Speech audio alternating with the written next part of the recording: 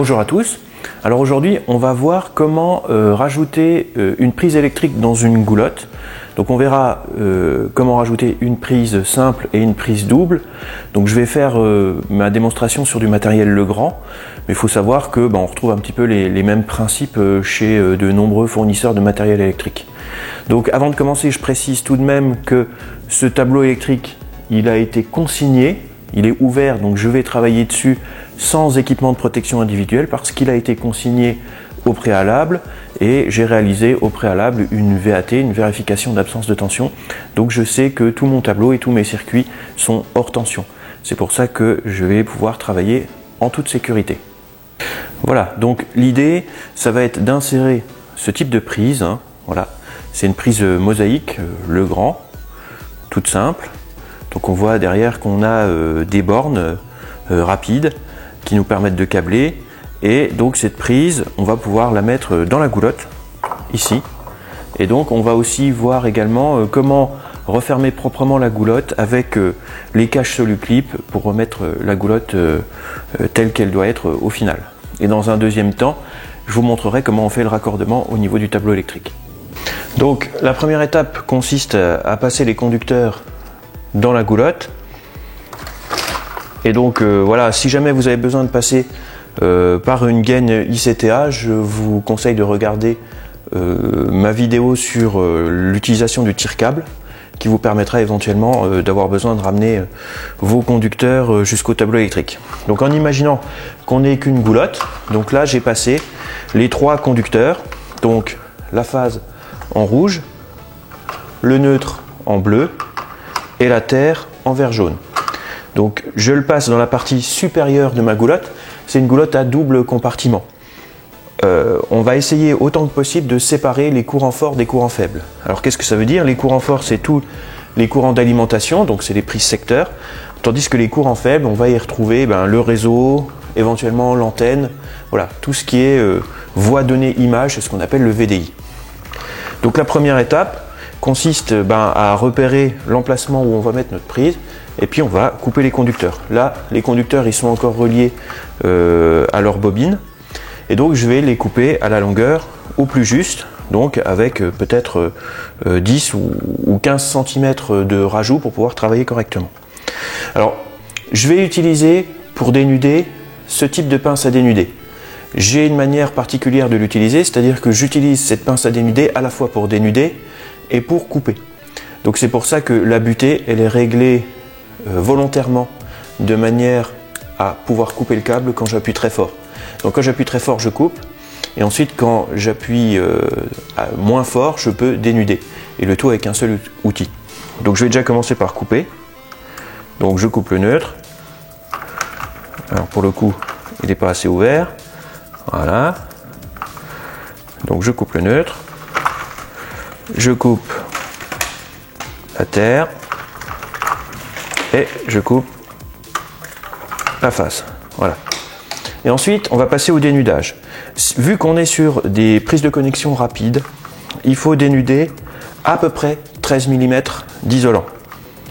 Donc on n'est pas à une précision absolue, mais on peut le prendre avec un double décimètre si on veut, mais c'est à peu près 13 mm, donc 1,3 cm d'isolant que j'enlève. Et donc vous voyez que pour pouvoir dénuder sans sectionner le conducteur, j'appuie beaucoup moins fort, j'appuie à peine, et surtout je fais des mouvements latéraux, je fais des rotations comme ça, ça me permet de sectionner l'isolant sur tout le tour de mon conducteur. Voilà. Et ensuite, je vais simplement placer mes conducteurs à l'intérieur de mes prises rapides. Alors on voit que sur les prises rapides, à chaque fois on a la possibilité d'en mettre deux, c'est pour pouvoir repiquer d'une prise à l'autre quand elles sont branchées toutes en dérivation. Donc là j'en ai qu'une, donc je vais mettre donc la phase sur le symbole rouge, ce qui fera que quand ce sera câblé, j'aurai bien la phase à droite. Ensuite je mets le neutre sur le bleu, et ensuite la terre sur le vert et jaune. Si je l'enfonce suffisamment pour arriver en butée, on se rend compte que là, j'ai pas de pièce nue accessible et sous tension, puisqu'en fait, le conducteur, le cuivre est invisible. Donc là, même si je devais avoir une goulotte qui s'ouvre, j'ai pas de danger pour l'utilisateur. Donc en dénudant à 13 mm, on arrive à les amener en butée, et une fois qu'elles sont en butée, on peut tirer dessus, ça s'en va pas. Si jamais on veut les retirer, il faut appuyer sur le loquet qui va libérer le conducteur. Voilà.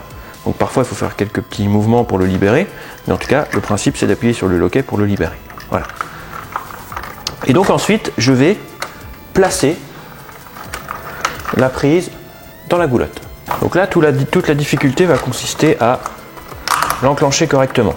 Donc la goulotte, on peut l'écarter un peu pour faciliter le placement de la prise. Et après, une fois qu'elle est enclenchée dedans, on voit qu'on ne peut plus la sortir, on peut tirer dessus, et par contre on peut toujours lui faire effectuer des mouvements latéraux pour préciser un petit peu son emplacement. Et c'est là que vont intervenir ensuite les soluclips. Donc si j'ai une prise à positionner en goulotte, il me faut 2 soluclips. Alors les soluclips, en fait, c'est des éléments qui sont en 2 parties.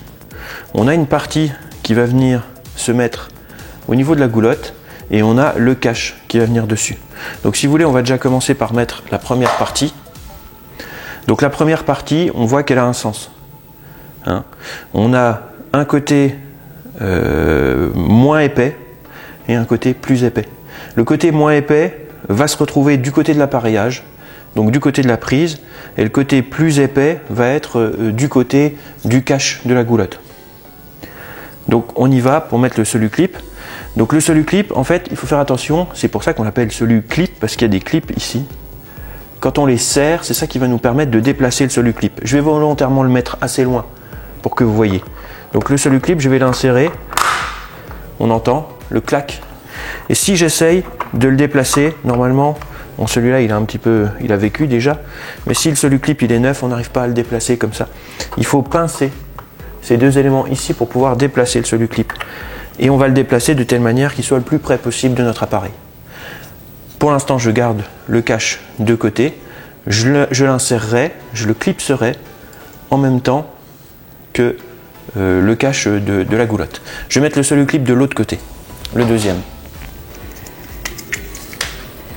Donc le deuxième, évidemment, je vais le mettre dans l'autre sens.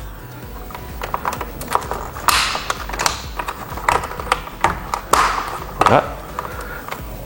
Voilà, le soluclip est placé de l'autre côté. Maintenant, je vais mettre les caches et ensuite je vais faire la fermeture définitive. Ok, donc me voilà avec mes caches. Donc les caches, même principe. Hein. Il faut écarter un petit peu la goulotte pour pouvoir les rentrer. Voilà. Et ensuite, on peut les déplacer latéralement. Et on va venir les placer au plus près du soluclip.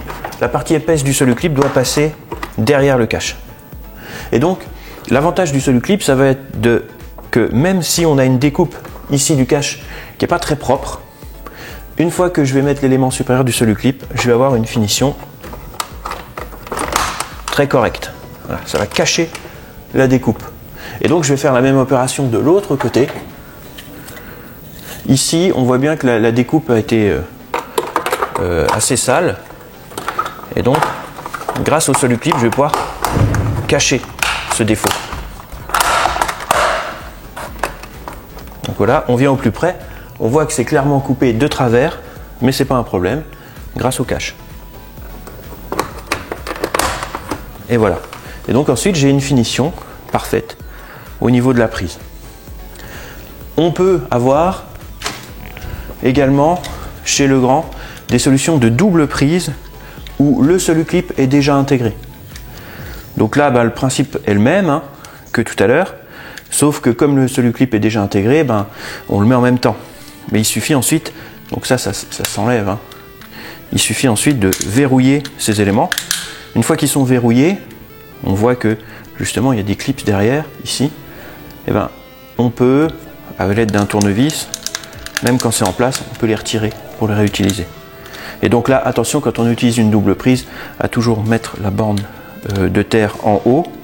Et vu que cette prise peut être alimentée soit par la droite, soit par la gauche, du coup là, on ne matérialise pas la couleur phasée neutre puisque ça dépend par où on vient alimenter la prise. Donc maintenant je vais vous montrer comment on réalise la connexion à l'intérieur du tableau, puis enfin je finirai par un test. Alors nous voilà au niveau du tableau électrique. Donc ici j'ai mes 3 conducteurs donc, qui viennent de la prise que je viens de câbler. Donc j'ai donc une phase, un neutre et une terre. La première chose qu'on va câbler, c'est tout de suite la terre. La terre, on va la câbler sur la barre de terre. Donc la barre de terre en bas, c'est pareil, c'est des prises rapides. J'ai déjà dénudé le conducteur de terre à 13 mm. Donc j'ai juste à l'insérer dedans et on voit que c'est retenu. Sur la barre de terre, si jamais je voulais sortir, il faudrait que je me munisse d'un tournevis plat pour appuyer sur le clip qui permet de libérer la terre. Et donc je vais imaginer que je mette ma prise sur le dernier disjoncteur divisionnaire, sur le 2 A qui est là par exemple.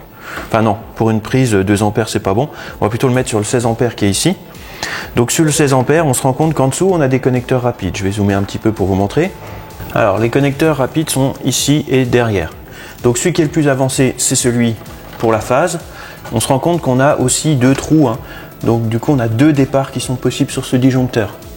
Le conducteur est correctement dénudé et je vais pouvoir les insérer tout simplement comme ça. Attention à bien toujours faire passer les conducteurs à l'arrière des barres pour pouvoir rajouter des disjoncteurs par la suite. Et donc le neutre, c'est la même chose sauf que je vais aller derrière au niveau du neutre. Voilà. Donc je dézoome un petit peu pour vous montrer. Ici, en dessous, on voit bien que tous les conducteurs doivent passer derrière cette barre. Si jamais j'en fais passer devant, ça va m'empêcher de rajouter des disjoncteurs ici, dans le tableau. Et là, ça va me poser un problème. Imaginons maintenant qu'on veuille déconnecter. On s'est trompé, on veut les déconnecter. Voilà, c'est pareil, il faut se munir d'un tournevis plat et venir appuyer ici devant. Et là, ça se déconnecte tout seul. Voilà. Maintenant, on va voir comment on réalise le test d'une prise une fois qu'on l'a câblée. Alors enfin, quand on veut tester une prise qu'on a câblée, donc par exemple, imaginons que je veuille tester cette prise ici, on va utiliser un testeur de prise. Ici, on utilise un DT300, qui est un testeur de prise de chez Catu, et qui permet de faire différents tests. Donc il n'y a rien à faire, hein, il suffit simplement de l'insérer, et on voit qu'il nous indique, on va essayer de se rapprocher un peu, on voit que dans notre cas, il nous indique donc que la phase est connectée est à droite, la terre est connectée, et la résistance par rapport à la terre est de 0 ohm, et on a 230 volts sur la prise, donc elle fonctionne bien.